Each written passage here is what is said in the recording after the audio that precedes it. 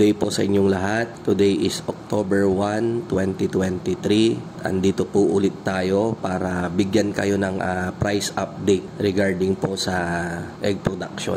Ngayong araw, October 1, nagtaas na naman po tayo ng presyo. Tumaas na naman ang itlog. So ang presyo po ng itlog natin ngayon ay yung small nasa 200 pesos na po per tray. Ang medium po ay nasa 215 na. And then ang large nasa 225 na po. And then ang XL nasa 235. And then ang jumbo nasa 250 po yung presyo.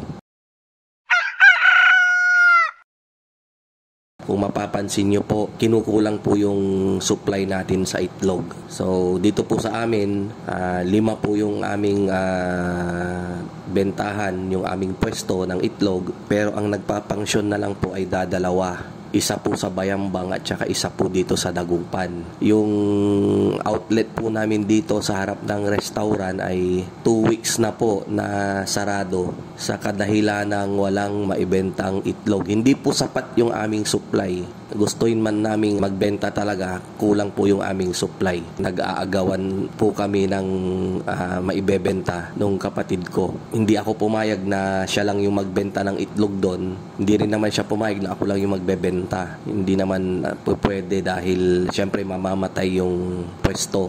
Kumbaga, yung mga suki mawawala. So, kahit papano, yung isang pwesto sa Dagupan, meron kaming paninda. Kaya lang naagad-agad din. Pagka-deliver kasi ng itlog, pagkababa, maya-maya, dagsaan na yung mga suki. Bandang hapon, ubos na. Wala talagang magawa. Ganun lang po. Ganyan talaga kapag ang demand ay masyadong mataas at ang supply ay mababa. Kapag ganitong mga pagkakataon, talagang manghihinayang ka na, sayang. Lalo na sa amin na may mga available na, may existing na po kaming housing, may existing na po kaming cages, di ba? RTL na lang. Kumbaga, manghihinayang ka, sayang. Hindi ko na sana bininta yung ganitong batch. Niload ko na lang sana. Pero hindi naman po gaanong panghihinayang kasi nabenta naman natin yung RTL, na i-share naman natin sa inyo. Kaya kahit papano ay naman, kumita rin naman tayo. So okay lang yan. Siguro pag ganitong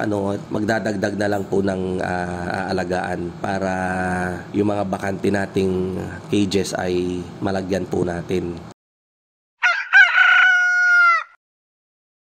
So, sa tingin ko po, mas lalo pang tataas ang demand pagdating ng palapit yung December natin. Tapos ngayon naman po kasi sa October 30 ay election na rin po. Kaya minsan kaliwat kanan yung feeding program ng mga lumalaban sa BSKA election. Isa rin yung itlog sa mga madaling bilhin. Kaya isa rin yan na dahilan.